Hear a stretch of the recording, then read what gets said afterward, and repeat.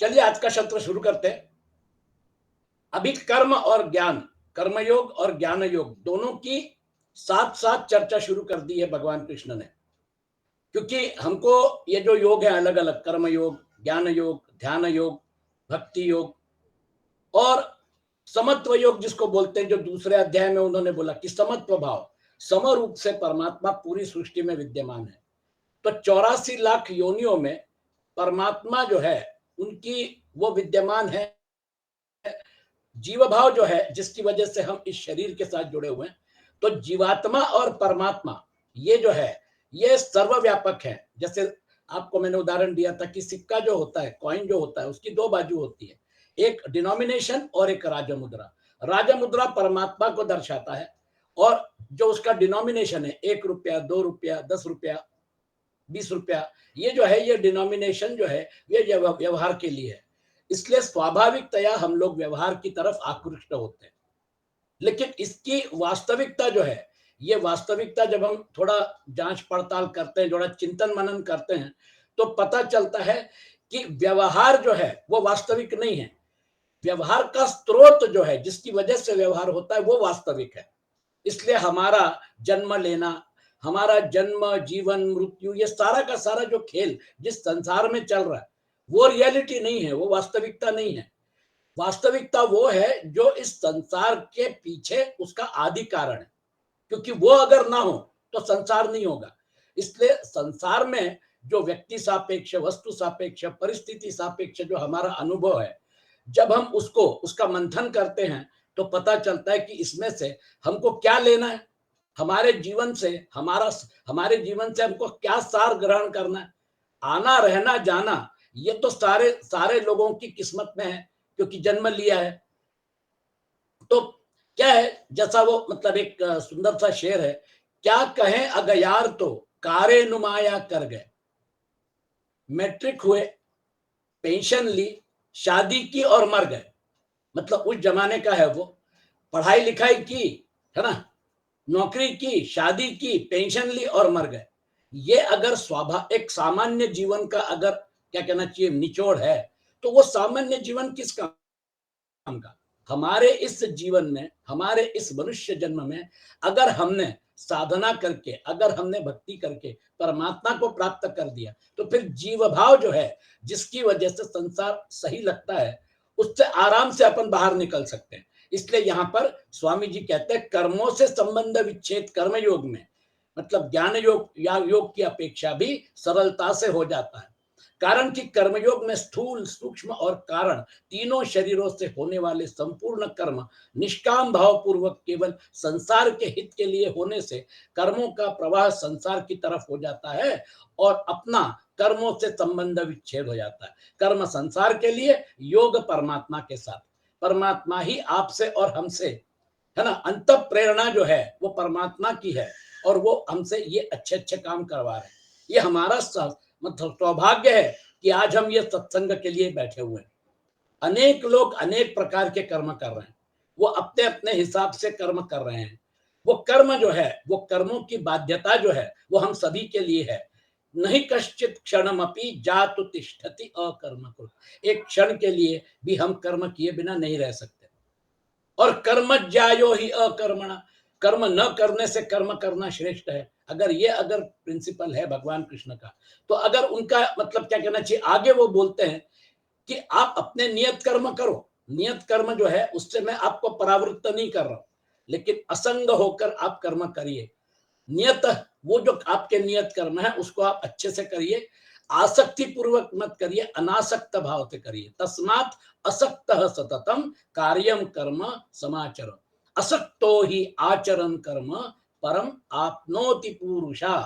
अगर मेरी तरफ अगर आना है तो ये जो संसार का ये जो मतलब क्या कहना चाहिए चक्र है, संसार का ये जो एक योग माया का आविष्कार है, ये संसार का योग मतलब ये जो योग माया का आविष्कार है, ये मेरी लीला का परिणाम है। ये योग माया ने एक पिक्चर बनाई है, उस पिक्चर में तुमको रोल दिया है, तुम तुम्हारा रोल करो और फुर्सत हो जाओ। वो पिक्चर जो है, वो पिक्चर योग माया का क्रिएशन है और वो मेरी आदि शक्ति है। इसलिए उसमें ज्यादा पचड़े में मत पड़ो, जो है उसको समझकर और अपना रोल, इसलिए अर्जुन को गांडी उठाना पड़ा और युद्ध करना पड़ा। हमारे जीवन में भी हमको कर्म करने से परमात्मा परावृत्त नहीं कर रहे हैं। वो हमको ये बोल रहे हैं कि कर्म करने से तुमने क्या सीखा? कर्म करने से हमको ये सीखना है, फल की इच्छा न रखकर कर्तव्य कर्म करने से कर्मों से संबंध विच्छेद हो जाता है। कर्म तो करने पड़ेंगे, लेकिन कर्म जो है वो हमको बंधनकारक नहीं होना चाहिए। वही कर्म हमें मुक्तिदायक होना चाहिए। अब कर्म करना भी है और बंधन भी नहीं होना चाहिए, ये तो बहुत बड़ा गणित, बहुत कठिन गणित लगता है। स्वाभाविक है, क्योंकि कर्म अगर आपने किए तो उसके प्रति अटैचमेंट होना स्वाभाविक है।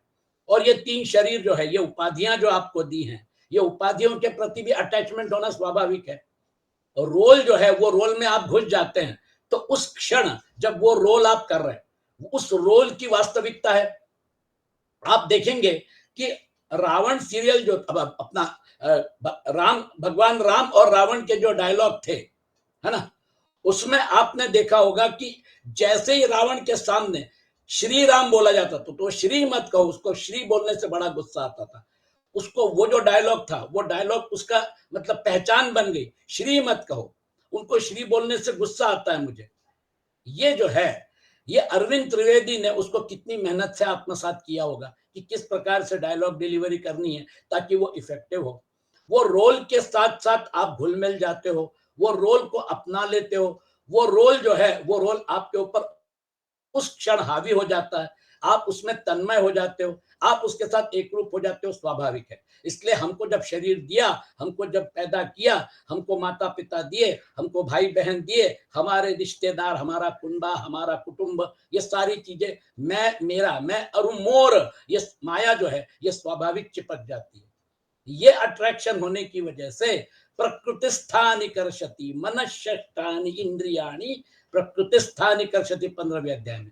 इसलिए हमको ये स्वाभाविक जो चिपका हुआ है, ये स्वाभाविक जो चिपका हुआ है, ये योग माया का जो तथा कथित आवरण है, तथा कथित उस आवरण को, उस मतलब क्या कहना चाहिए, उसको छाट कर, माया का जो आवरण है उसको छाट कर अंदर जो परम तत्व ब्रह्म तत्व है, जो हमारा मूल स्वरूप है, उस तक पहुंचना है। यही हमारे साधना का उद्देश्य है। इसलिए कर्म तो करना है, लेकिन उससे संबंध भी नहीं होना चाहिए। इसलिए कर्मों से संबंध विच्छेद हो जाता है अगर फल की इच्छा ना हो तो। कर्म किया, रोल कर रहे हैं ना, रोल में कौन सा पैसा लेने से मतलब है, रोल के साथ चिपकने की क्या जरूरत है? आपका एंड पर्पस क्या है? पिक्चर में रोल करो, वो रोल जो है, वो रोल पिक्चर के साथ चला गया, आपको कुछ नहीं हुआ। आनंद पिक्चर में आनंद मरा, राजेश खन्ना को कुछ नहीं हुआ। सारा का सारा सीन जो है, वो पूरा का पूरा फाइट सीन बोलो, जो भी बोलो, या जैसा भी है, कठिन से कठिन सीन जो है, उसका वो लोग मतलब प्रदर्शन करते हैं, वो अपने आप को अव्यक्त करते हैं उसमें। उसमें व्यक्त करने से उनमें क्या परिणाम हुआ? उनमें कोई परिणाम नहीं हुआ। यहां तक कि वहां जो फाइट सीन होते हैं, उसमें किसी को मरा हुआ दिखाते हैं, वो वास्तव में मरता नहीं है, वो वहां पर एक सीन बनता है। कुल मिलाकर वहां पे टेक रीटेक, अनेक रीटेक होते हैं, लेकिन हमारे जीवन में रीटेक नहीं है, एक ही टेक है। आप उसको कितनी मतलब उत्कृष्टता के साथ कर सकते हैं, यही आपके हाथ में है। इसलिए एक ही शॉट में आपको ओके करना है। पिक्चर आगे बढ़ गई, गतियां आगे बढ़ गई, जीवन में फिर उसके बाद नए प्रसंग आ गए, और इस प्रकार से जीवन एक बहता प्रवाह है। इसलिए फल की इच्छा न रखकर कर्तव्य कर्म करने से कर्मों से संबंध विच्छेद हो जाता है। वो तो जो बहता हुआ पानी है, वो जो संसार का एक प्रवाह है, उसके साथ आपका संबंध विच्छेद हो जाता है, क्योंकि आपने उसमें कर्म किए, लेकिन कर्म के साथ चिपके नहीं। अगर चिपक गए तो फिर वो जो वासना है कर्मों के प्रति, वो जो वासना है वापस आने की, वो वासना आपको जन्म मृत्यु के चक्कर में घुमाएगी। कर्मों से संबंध विच्छेद होते ही परमात्मा से हमारा जो स्वतः सिद्ध नित्य संबंध है, उसका अनुभव हो जाता है। आपके जीवन में वर्स्ट परिस्थिति आ जाए, वर्स्ट परिस्थिति, उस परिस्थिति से भी आप बाहर निकल सकते हैं, क्योंकि आप में एक भाव पक्का हो गया कि ये जो है, ये शरीर जो है, ये शरीर के साथ जुड़े हुए जो धर्म है, शरीर के लिए जन्म है, जीवन है, मृत्यु है, ये शरीर के साथ जुड़े हुए जो धर्म है, इस शरीर को मैं अपना नहीं मानता, ये प्रकृति ने मुझे दिया है, इट इज एन इंस्ट्रूमेंट। इसलिए तो हम उनको उपाधि बोलते हैं। वो जो करण है, बाह्य करण और अंतःकरण, वो मैं नहीं हूं, ये उपाधियां हैं। जैसे मैं कार यूज करता हूं, मैं मतलब टू व्हीलर यूज करता हूं, वो उपकरण है जिनका मैं उपयोग करता हूं। स्वाभाविकता मुझे मालूम है कि वो मैं नहीं हूं, मैं तो अलग हूं। उसी प्रकार से जिस घर में मैं रहता हूँ वो घर मैं नहीं हूँ, जिन वस्तुओं का मैं मतलब उपयोग करता हूँ वो वस्तुएं मैं नहीं हूँ। ये शरीर भी उसी प्रकार से है, ये भी उसी तरह जाता है कि वो जो वस्तुएं हैं उसका मैं उपयोग कर रहा हूँ, तो स्वाभाविकता मैं वो नहीं हूँ। उसी प्रकार से ये शरीरों का आप उपयोग कर रहे हैं, क्योंकि अहंकार रूपी बंधन से आप बंधे हुए हैं, इसलिए उन करणों को आपने स्वीकार करके अपना मान के व्यवहार में छलांग लगाई। इसलिए ये बात अगर स्पष्ट है तो कर्मों से संबंध विच्छेद होते ही परमात्मा से हमारा जो स्वतः सिद्ध नित्य संबंध है उसका अनुभव हो जाता है, क्योंकि कर्म से आप किए अलग हो गए, रोल किया अलग हो गए। बार बार अलग होते रहने की प्रैक्टिस करने से आपको उन कर्मों के प्रति आसक्ति समाप्त हो जाती है, क्योंकि आप उसमें जा भी सकते हैं, बाहर भी निकल सकते हैं। एक पिक्चर किया, रोल किया, चलो आप बाहर निकल आए, फिर दूसरा पिक्चर किया, रोल किया, पिक्चर पिट जाए, पिक्चर चल जाए, पिक्चर हिट हो जाए, आपको क्या लेना देना। तो आपको ये प्रैक्टिस अगर आपकी हो गई ओंकार की साधना करके, अ उ म ये बोलने के बाद बाहर निकल के जब आप उस बिंदी में अपने आप को समाविष्ट कर देते हैं, तो वह बिंदु नहीं है, वो अनंत है, वो परमात्मा का जो अधिष्ठान है, वहां तक आप पहुंच गए। अब उसके बाद यद्गत्वा न निवर्तन्ते तद्धाम परमं मम, आप वहां जाने के बाद आपको महसूस होता है कि एक ही आत्म तत्व है, बाकी सारी चीजें जो है वो अध्यास है। और वो अध्यास जो है, ना सतो विद्यते भावो न अभावो विद्यते सत, असत की सत्ता ही नहीं थी और सत का अभाव नहीं था, क्योंकि उस अधिष्ठान पे ये सारा खेल चल रहा था। ये जो आपको अनुभूति होगी, ये अनुभूति आपके जीवन का अल्टीमेट प्रसाद है। ये प्रसाद जो है, इसके सामने बाकी सारी चीजें, गाड़ी घोड़ा ये वो सोना चांदी, ये सारी चीजें जो है वो व्यर्थ हैं, क्योंकि ये सारी चीजें संसार का हिस्सा है। इसलिए उसको पकड़ लीजिए, स्वतः सिद्ध नित्य संबंध है, उसका अनुभव हो जाता है। कर्मों से कर्तृत्व का न होना ही दिव्यता है। इसलिए भगवान कृष्ण क्या बोलते हैं, देखो मैं सब कर रहा हूं लेकिन मैं कुछ भी नहीं कर रहा हूं। वो जो दिव्यता है, कर्मों से कर्तृत्व का न होना ही दिव्यता है। अपने लिए कुछ न करने से कर्तृत्व नहीं रहता। अब भगवान कृष्ण अपना खुद का उदाहरण देते हैं, और वो जो उदाहरण है उस उदाहरण को आप देखिए। भगवान भगवान के जन्म कर्म की दिव्यता जानने वाले कैसे होते हैं, इसका वर्णन आगे के श्लोक में करते हैं। वीतराग भय क्रोधा मन्मया माम उपाश्रिता बहवो ज्ञान तपसा पूता मद्भावमागता। वीतराग भय क्रोधा, राग भय और क्रोध से सर्वथा रहित, मनमया माम उपाश्रिता, मुझ में तल्लीन, मेरे ही आश्रित, तथा ज्ञान तपसा पूता बहवः, ज्ञान रूप तप से पवित्र हुए बहुत से भक्त, मद्भावम आगता, मेरे स्वरूप को प्राप्त हो चुके हैं। मतलब इसके पहले ही वीत राग भय क्रोधा, राग भय और क्रोध संसार की घटनाओं से होता है। ये संसार की घटनाएं हम पर हावी हो जाती हैं, और वो परिस्थितियों को हम सच मानकर उस व्यवहार में अपने आप को झोंक कर, है ना, और उसके साथ जुड़ जाते हैं, और फिर वीत राग भय और क्रोध होते हैं। ये व्यक्ति वीत राग भय क्रोधा है। और फिर उसके बाद मनमया माम उपाश्रिता, मेरा आश्रय लेकर, मुझ में तल्लीन होकर कर्म तो कर रहा है ना। आप देखिए वो जो एक्टर होता है, वो कार में बैठ के जाता है, पूरे डायलॉग जो है वो डायलॉग याद कर लेता है, ठीक है, प्रॉम्प्टर होता है, लेकिन जितने डायलॉग उसको याद होते हैं तो डिलीवरी उतनी अच्छी होती है।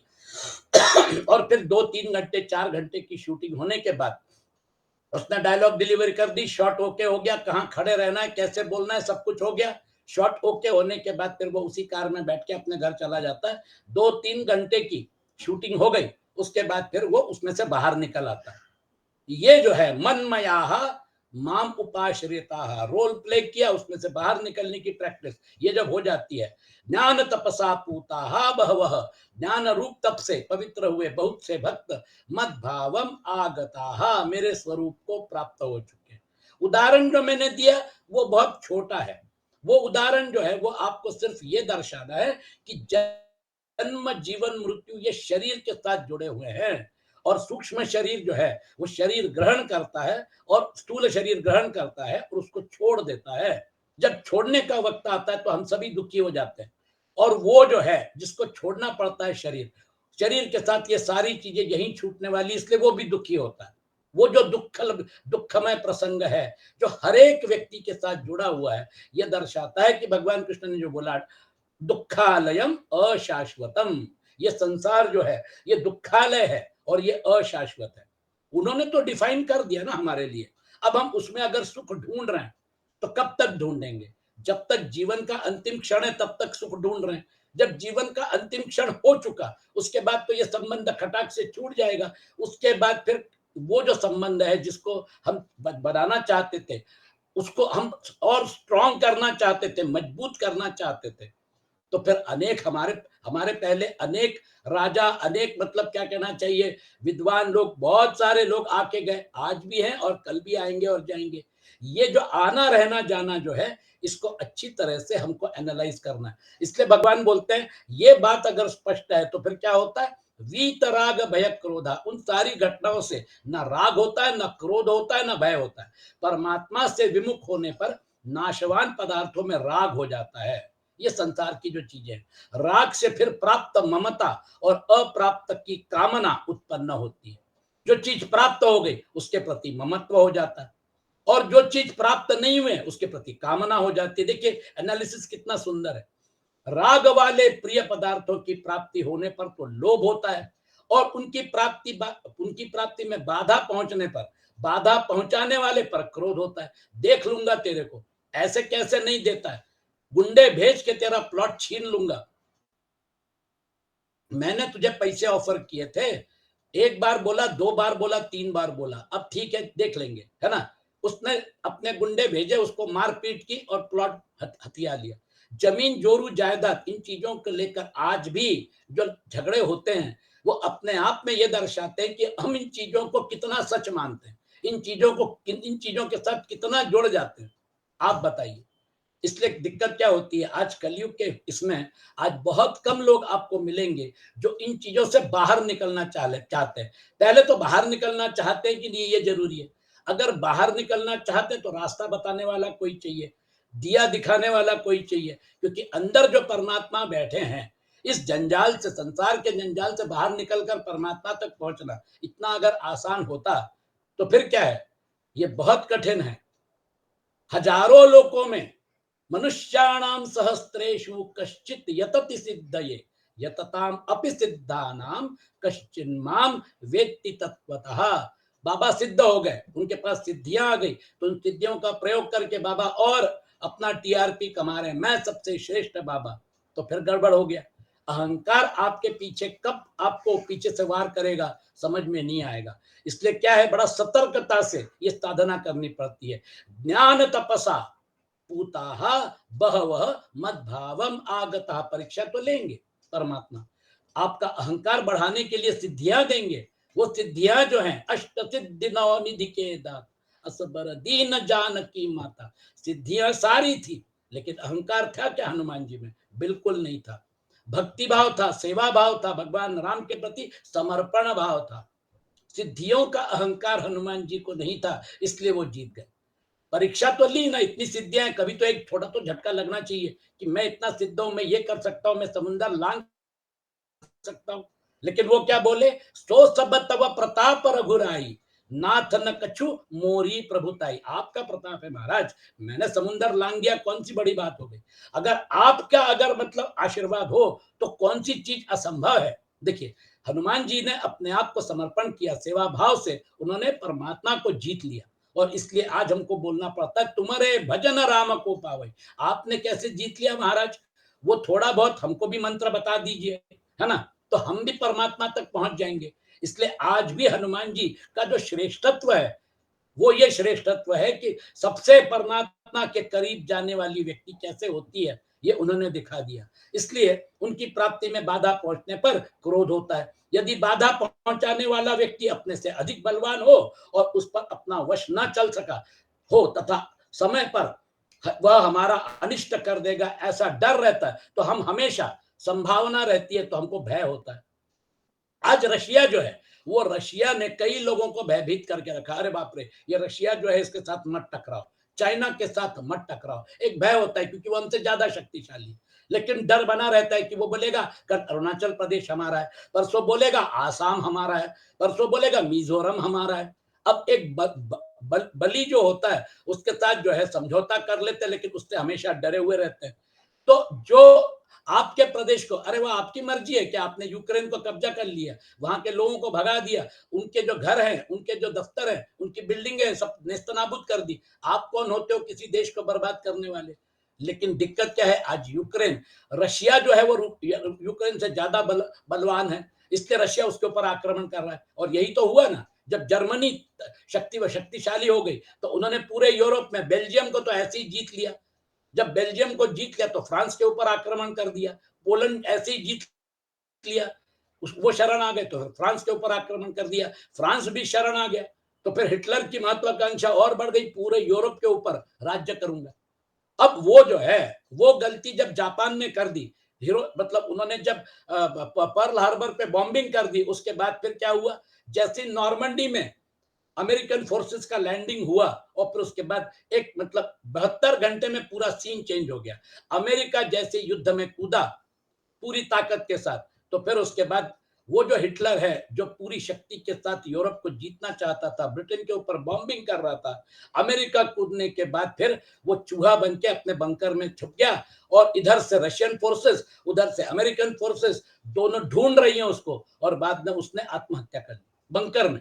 सोचिए आप, इसलिए दिक्कत क्या होती है, एक आदमी की महत्वाकांक्षा अनेक व्यक्तियों की जान के साथ खेलती है, देशों को बर्बाद कर देती है। ये तो हम देख रहे हैं। इस प्रकार नाशवान पदार्थों के राख से ही भय, क्रोध, लोभ, ममता, कामना आदि सभी दोषों की उत्पत्ति होती है। राग के मिटने पर ये सभी दोष मिट जाते हैं। आप स्वरक्षा करना आपका कर्तव्य है। आप अपने देश की रक्षा करिए, सेनाएं मजबूत होनी चाहिए। अहिंसा जो है, अहिंसा परमो धर्म, ये अहिंसा परमो धर्म जो है एक व्यक्ति के लिए एप्लीकेबल हो सकती है, लेकिन समाज के लिए नहीं। अगर समाज अहिंसक हो जाएगा, समाज अगर अपनी तैयारी न करेगा, तो बाकी लोग जो है, जो अहंकार से ग्रस्त हैं, वो आपके भूभाग पर कब्जा कर लेंगे। अहिंसा परमो धर्मा का संदेश लेकर तिब्बत में आज आप देखिए पूरा तिब्बत चाइना ने पादाक्रांत कर दिया, जीत लिया उसको। किसकी मजाल है कि आंख उठाकर चाइना को बोले कि तिब्बत वापस कर दो। दलाई लामा जो है वो धर्मशाला में आके बैठे हुए हैं, आज वो अपने देश में नहीं रह सकते, वो धर्म गुरु हैं, लेकिन अहिंसा की माला जपते हैं। देश चला गया, लोग यहां वहां हो गए, आज चाइना बोलता है तिब्बत हमारा ही है। ऐसे जो लोग हैं, इनके साथ अगर आपको संघर्ष करना पड़ा, 1000 साल की गुलामी हो गई है, उसमें से हिंदू धर्म अभी बाहर निकला है। हमारे धर्म में अहिंसा जो है, ये अहिंसा का जो आगे धर्म, जब बुद्धिस्ट धर्म यहाँ पे आया तो अहिंसा का प्रचार प्रसार होने लग गया। लोग कहते हैं कि मतलब भगवत गीता में हिंसा का प्रचार किया जा रहा है, भगवान कृष्ण लड़ने के लिए प्रेरित कर रहे हैं। भगवान कृष्ण लड़ने के लिए प्रेरित नहीं कर रहे हैं, भगवान कृष्ण अधर्म जो है उसके विरुद्ध लड़ने की प्रेरणा दे रहे हैं। अधर्म जो है वो अधर्म को समझना जरूरी है। आज कलयुग में अधर्म जो है वो अपना सिर उठा चुका है, अनेक लोग अधर्म के ऊपर चल रहे हैं, और अधर्म अधर्म के विरुद्ध और धर्म की स्थापना के लिए परमात्मा कटिबद्ध है। इसलिए हमारे छोटे से जीवन में अगर हमने धर्म के साथ जुड़ना पसंद कर लिया तो फिर हम परमात्मा के साथ जुड़ गए, तो फिर भय होता है। इस प्रकार नाशवान पदार्थों के राग से ही भय, क्रोध, लोभ, ममता, कामना आदि सभी दोषों की उत्पत्ति होती है। राग के मिटने पर ये सभी दोष मिट जाते हैं। कौरवों की सेना 11 अक्षौहिणी थी, पांडवों की सेना 7 अक्षौहिणी थी। फिर भी जब भीष्म ने शंख बजाया, चैलेंज, भगवान कृष्ण ने उसका उत्तर दिया, प्रत्युत्तर दिया, चैलेंज एक्सेप्टेड। वो जो है भगवान कृष्ण ने सबसे पहले शंख पूछा, पांचजन्यम ऋषिकेशो देवदत्तम धनंजया पौंड्रम दद्मौ महाशंखम भीम कर्मा वृकोदरा। पहले भगवान कृष्ण ने जवाब दिया, चैलेंज एक्सेप्टेड। हम भले ही कम है लेकिन हमारे साथ धर्म है, तुम भले ही ज्यादा हो लेकिन तुम्हारे साथ अधर्म है। आपका धर्म जो है वो धर्म आपके साथ, धर्मो रक्षति रक्षिता, धर्म जो है वो आपके लिए बहुत बड़ा एक शस्त्र होता है। इसलिए भगवान में आकर्षण होने से संसार का आकर्षण स्वतः मिट जाता है। जैसे बचपन में बालकों का कंकड़ पत्थरों में आकर्षण होता है और उनसे वे खेलते हैं, झगड़ा करते हैं आपस में, मेरा तेल तेरा, खिलौनों के लिए लड़ पड़ते हैं, और फिर बाद में जब बड़े हो जाते हैं तो फिर क्या होता है, उनको रुपयों का आकर्षण हो जाता है कि मुझे इतना चाहिए, ये चाहिए, वो चाहिए, है ना। रुपयों में आकर्षण होने पर उन्हें कंकड़ पत्थरों में अथवा खिलौनों में कोई महत्ता नहीं रहती। ऐसे ही जब मनुष्य की परमात्मा में लगन लग जाती है, तब उसके लिए संसार के रुपए और सब पदार्थ आकर्षक न रहकर फीके पड़ जाते हैं। उसका संसार में आकर्षण या राग मिट जाता है। राग मिटते ही भय और क्रोध दोनों मिट जाते हैं, क्योंकि ये दोनों राग के ही आश्रित हैं। जीव भाव की वजह से कुछ चीजें आपके पास हैं और कुछ चीजें आपके पास नहीं है। जो नहीं है उसको प्राप्त करने की इच्छा स्वाभाविकतया आप में कामना के रूप में विद्यमान है। आपको लिमिट बना दिया, लिमिटेड बना दिया। जब आप लिमिटेड हो गए तो आपके बाहर जो है वो आपको प्राप्त करने की इच्छा होती है। शरीर के संगोपन के लिए आपको अन्न चाहिए, वस्त्र चाहिए, आपको भूख लगेगी, आपको प्यास लगेगी। वो सारी चीजें जो है वो शरीर को जीवित रखने के लिए तो करनी पड़ेगी ना।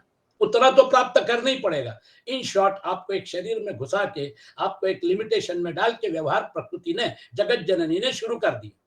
अब वो जो है उसके बाद बड़े हो गए, नौकरी शुरू हो गई, फिर उसके बाद पैसे के पीछे लग जाते हैं। पैसा कमाऊंगा, ये करूंगा, वो करूंगा, उसके पीछे भागते रहते हैं। राग मिटते ही दिक्कत क्या होती है, फिर उसके पीछे लग जाते हैं। प्रॉब्लम यह है कि जीवन में हमको क्या प्राप्त करना। आपको ये मैंने बता दिया, आपको ये भी मालूम है कि दूध जो है उसमें घी है, लेकिन घी जो है वो दिखता कहाँ है, उसको मथने से, है ना। जब हम उसको दही में कन्वर्ट करते हैं, दही को मथते हैं, तो फिर मठा अलग और मक्खन अलग। मक्खन को जब हम गर्म करते हैं, उसके बाद फिर वो जो नवनीत वो जो आता है ना, वो जो घी आता है, तो हमने प्रूफ करके दिया कि देखो ये घी उसमें था, लेकिन ये घी जो है ये दिख नहीं रहा था। उसी प्रकार से परमात्मा यहाँ पर जो विद्यमान है, ये अनंत परमात्मा जो है, इसमें जो विद्यमान है, जो हमारे अंदर है, मेरे अंदर है, आपके अंदर है, वो जीव भाव डिनोमिनेशन की साइड को डोमिनेट कर रहा है। उसको थोड़ा ढीला कर दीजिए और पीछे पलट के देखेंगे तो राज मुद्रा जो दिखेगी, वो राज मुद्रा कांस्टेंट फैक्टर है। वो मेरे में भी है, आप में भी है, हम सभी में है। और वो राज मुद्रा हमारे अस्तित्व का प्रमाण है। आपको प्रमाण देने की जरूरत नहीं कि मैं हूं।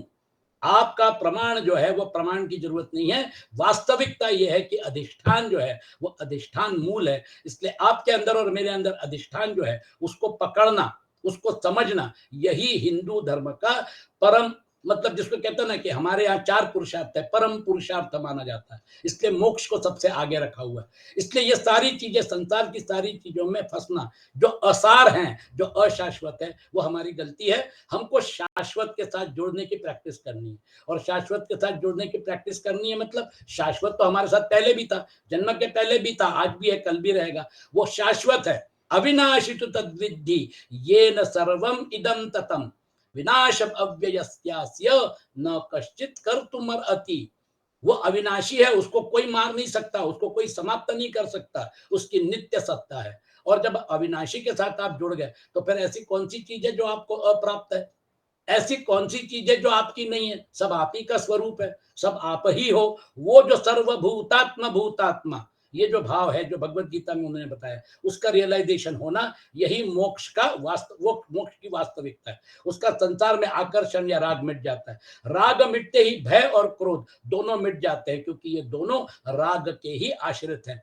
हिंदू धर्म पहला एक धर्म है जो बोलता है तुम वो हो, तत्वमसि श्वेत केतु, अहम ब्रह्म अस्मि, मैं वो हूं। वो जो अहम की जो ध्वनि है अंदर, वो कांस्टेंट है सबके अंदर।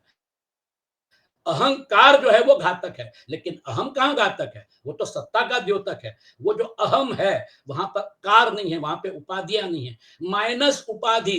वो जो अहम का जो अनुभव है, वो जो नित्य फैक्टर का अनुभव है, उस नित्य फैक्टर के अनुभव तक हमको पहुंचना है। और इसलिए राग मिटते ही भय और क्रोध दोनों मिट जाते हैं। मन मया धीरे, आप धीरे धीरे उस तरफ जा रहे हैं। भगवान के जन्म और कर्म की दिव्यता को तत्व से जानने से मनुष्यों की भगवान में प्रियता हो जाती है।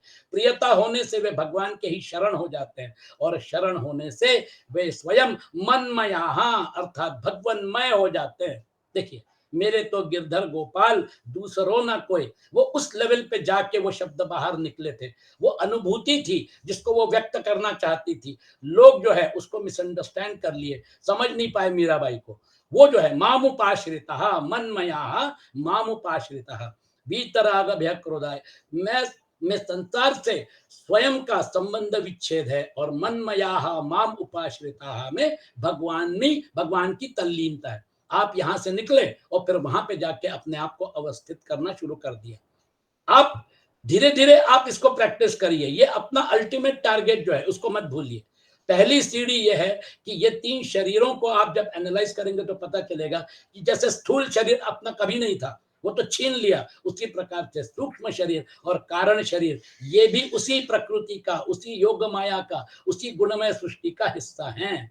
और ये जो है, ये आप तथाकथित उनके जो प्रिसाइडिंग डायटीज हैं, विराट जो है उस वो जो डायटी है वो स्थूल शरीर के डायमेंशन को कंट्रोल करती है। स्थूल शरीर विराट को समर्पित कर दिया, सूक्ष्म शरीर हिरण्यगर्भ को समर्पित कर दिया, कारण शरीर ईश्वर को समर्पित कर दिया, क्योंकि ईश्वर उसकी प्रिसाइडिंग डायटी है। ईश्वर सर्वभूतानां हृद्देशेर्जुन तिष्ठति भ्रामयन् सर्वभूतानि यंत्रारूढ़ानि मायया। सगुण रूप में, सगुण वो जो सगुण है लेकिन वो निराकार है, उस रूप से अंदर बैठी हुई प्रिसाइडिंग डायटी जो है वो ईश्वर जो है, जो कॉइन के पिछला वाला जो हिस्सा है, राज मुद्रा का हिस्सा है। जोशी जी से क्या कर्म करवाना है ना, पद्मेश जी से क्या कर्म करवाना है, अंजलि जी से क्या कर्म करवाना है, वो कर्म आपसे करवा रही है और निमित्त बना रही है। निमित्त मात्रम भव सव्यसाचिन, ये जो है इसका रियलाइजेशन होना शुरू हो जाएगा। और फिर पता चलेगा कि हाँ, ये बात जो है, जो भगवत गीता में भगवान कृष्ण में सगुण रूप में जो ये सारा व्यवहार हो रहा है, सगुण निराकार के रूप में कंट्रोलर अंदर बैठा है, नियंता अंदर बैठा है। नियंत्रित जीवात्मा भाव, नियंता परमात्मा भाव। अब आप बताइए, आप बच के कहां जाएंगे? संसार जो है वो, संसार से आप यहां से वहां जा सकते हैं, परमात्मा से कैसे बचेंगे? वो जो पीछे राज मुद्रा है, जो कॉमन फैक्टर है, एक बार मैंने मेरी राज मुद्रा देख ली मेरे अंदर की, तो मुझे सब जगह राजा मुद्रा ही दिख रही है। और फिर मुझे पता चला कि ये डिनोमिनेशन वाला हिस्सा है, ये तो व्यवहार के लिए 1 रुपया 2 रुपया 10 रुपया 20 रुपया फर्क क्या पड़ता है, व्यवहार के लिए वो है। बाकी परमात्मा भाव जो है, वो जो कांस्टेंट फैक्टर है, वही तो मूल में था। आपका काम बन गया। जब आप वहां तक पहुंच जाते हैं, माम उपाश्रिता, माम उपाश्रिता, तो ये पॉइंट याद रखिए, मन मया माम उपाश्रिता। हाँ, ये समाप्त करते हैं। वो जो है, मैं संसार का स्वयं का संबंध विच्छेद और मन में यहां माम उपासना, भगवान की तल्लीनता, ये दो शब्द जो है, ये दो शब्दों का खेल बड़ा महत्वपूर्ण है हमारे व्यवहार में। किसी ना किसी का आश्रय लिए बिना मनुष्य रह ही नहीं सकता। बच्चा जब छोटा होता है तो माता पिता का आश्रय लेता है, जब वो बड़ा हो जाता है तो वही माता पिता उसका आश्रय लेते हैं। पति को पत्नी का आश्रय चाहिए, पत्नी को पति का आश्रय चाहिए। संसार यही तो है ना, हम एक दूसरे के साथ जुड़े रहते हैं, एक दूसरे पर आश्रित रहते हैं, इसलिए हम उसको सच मान लेते हैं। लेकिन ये जो है, ये रोल प्ले का हिस्सा है। वो अपना अपना रोल प्ले करके जब उनका वक्त आएगा तो फिर यहां से गायब हो जाएंगे, स्टेज से बाहर हो जाएंगे। इसलिए किसी ना किसी आश्रय लिए बिना मनुष्य रह नहीं सकता।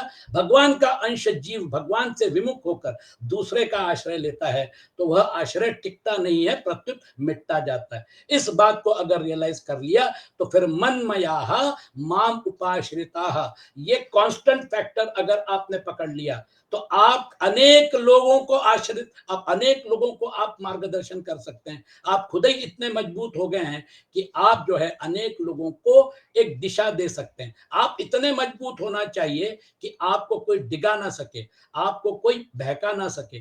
वो जो आश्रय है वो पक्का आश्रय, पक्का फाउंडेशन परमात्मा ही हो सकता है, और कोई व्यक्ति नहीं हो सकता। इसलिए आप देख लीजिए, ये जो है, ये सारे आश्रय जिनको हम ढूंढते रहते हैं, पक्का मानते हैं, वो सारे के सारे जो है वो परमानेंट नहीं है। जो परमानेंट है, मन मया माम उपाश्रिता, जब ये स्थिति हो जाती है ना, तो फिर उसके बाद बहवो ज्ञान तपसा पूता मद भावम आगता। यद्यपि ज्ञान योग सांख्य निष्ठा से भी मनुष्य पवित्र हो सकता है, तथापि यहाँ भगवान के जन्म और कर्म की दिव्यता को तत्व से जानने को ज्ञान कहा गया है। इस ज्ञान से मनुष्य पवित्र हो जाता है, क्योंकि भगवान पवित्रों से भी पवित्र है। पवित्राणाम पवित्रम, भगवान का ही अंश होने से जीव में भी स्वतः स्वाभाविक पवित्रता है ना। तुलसीदास जी बोलते, चेतन अमल सहज सुख राशि, नाशवान पदार्थों की महत्व को महत्ता देने से, उनकी अपना मानने से यह अपवित्र होती है। तो ये अगर आपने अगर समझ लिया तो बहवो ज्ञान तपसा,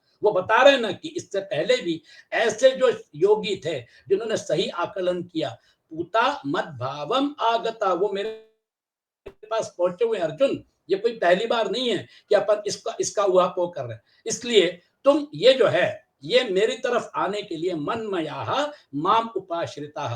पहले भी बहुत से भक्त ज्ञान तप से पवित्र होकर भगवान को प्राप्त कर चुके हैं। अतः साधकों को वर्तमान में ही ज्ञान तप से पवित्र होकर भगवान को प्राप्त कर लेना चाहिए। भगवान को प्राप्त करने में सभी स्वतंत्र हैं, क्योंकि यहाँ पर मतलब कोई परतंत्र नहीं है, क्योंकि परमात्मा अंदर है। कारण कि मानव शरीर भगवत प्राप्ति के लिए ही मिला है। ये जो है, इस बात को अच्छी तरह से आप मनन चिंतन करिए।